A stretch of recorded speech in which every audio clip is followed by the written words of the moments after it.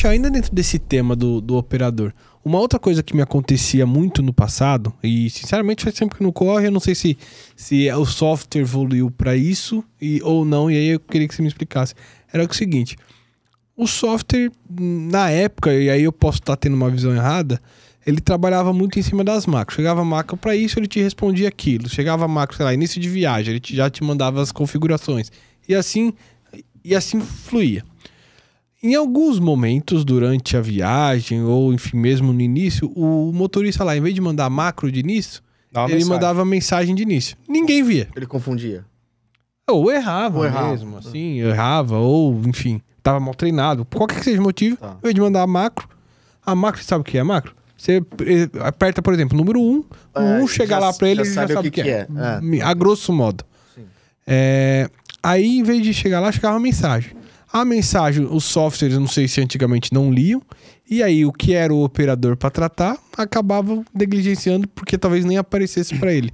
Como é que tá isso? Isso acontecia mesmo? Vamos falar de mito, vamos falar de uma resposta que ficou em aberta e vamos dar um pouco de risada. Vamos lá. Bem importante essa pergunta. E aí, vou te perguntar, se você sabe.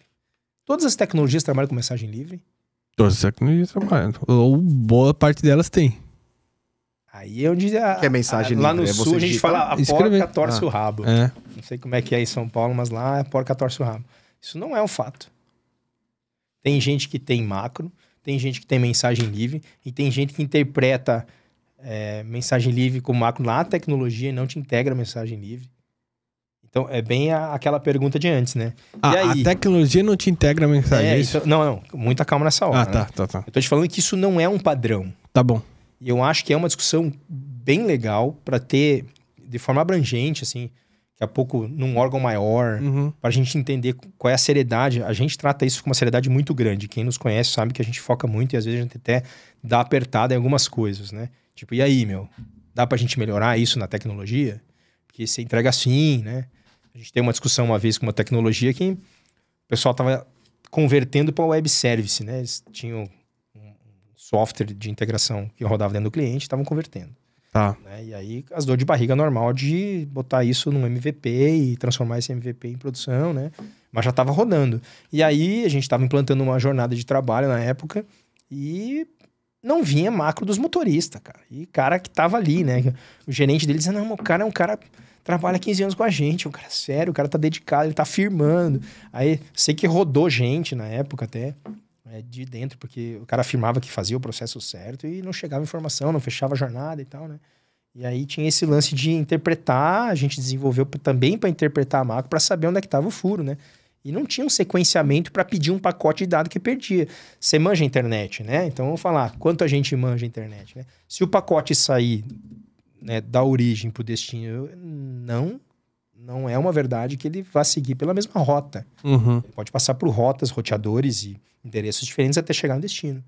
Legal. E se esse pacote tomar uma rota e perder a validade dele, né, tomar um timeout, aquele pacote não chega. E se aquele pacote fizer parte de um conjunto de macro? Não chega a informação. E aí? E aí, nessa brincadeira, estavam perdendo o pacote. Chegava, vamos falar assim, chegava a macro 1, a macro 2, a macro 3, a macro 4... não vinha 5. E aí, o que tu pensa? Que o cara não fez ou que o software perdeu? Né? Qual que é a explicação para isso? Sequencia os recibos e eu guardo todos que eu receber. E aí não tinha um recibo de sequenciamento na tecnologia. Porque era um web service novo. O cara não garantia que chegava lá. E aí, como é que faz? Ah, porque a linguagem que você está desenvolvendo não é compatível. Aí desenvolve outra linguagem. Aí o cliente já, puto da cara com a gerenciadora, né? Sim. Porque o software dela não funcionava direito. Aí... foi lá, fez reunião com a equipe de TI, e o cara disse, não, mas tá fazendo tudo certo, meu. Então eu vou desenvolver aqui também. Aí o cara desenvolveu lá também. Deixa que eu faço isso. Aí o desenvolvedor chegou na mesma conclusão que nós. Tá perdendo pacote, meu. Onde é que tá o sequenciamento de 1 a 1000 aí? Pra saber que não veio um pacote. Não tem essa requisição. Mas como que arruma isso? Então, quem que arruma isso? Quem que arruma isso? O cara que criou o web service. Quem é o cara do web service? Eu ou o fornecedor da tecnologia? A tecnologia que criou o web service para eu conectar nela. É ela que abre a porta do lado de dentro. Entende? Então, se existe a macro, você pode usar. Se existe a mensagem livre, você pode usar. Se esses dois recursos estão implementados no web service da tecnologia, tá ali para você usar. E ambos têm que ter os controles para que você saiba o que o motorista está usando. Perfeito. Vamos O falar que não assim, pode passar. eu vou falar o termo correto, né? Tá. Você pegar uma mensagem livre de alguém que deveria ter mandado uma macro é oficializar uma gambiarra. Você está pegando um conteúdo de uma mensagem que deveria ter um procedimento que era uma macro. Legal. Perfeito. O tráfego faz isso a longa data já. Mas de pegar a mensagem e tratar isso, Isso. como se fosse macro. Exatamente. Ele vai pegar É aquilo lá. perigoso isso, não é? Claro, é isso que eu tô falando. Qual é a garantia que você tem, sequenciamento daquela informação, gerar um comando de volta, por exemplo? Pois é. Entende? Então, Até porque ele pode ter grafias diferentes. Você está oficializando uma gambiarra. É. O correto é o correto, independente de como tá feito. É. Né? Então, assim... Qual a tratativa que se dá pra isso? Esse é o ponto. Porque assim... É difícil, né? Não, então... Claro. Digitado é difícil, Então, não é? sim, mas mais Você ou menos... programar. Porque assim... Mais fácil é usar uma macro. Isso. Porque o cara pode escrever a palavra até errada. de repente. Mas, Exato. E aí tu tem que interpretar o erro, inclusive. É igual E você escreve exato com Z. Eu já vi difícil com essa, então não vou falar nada.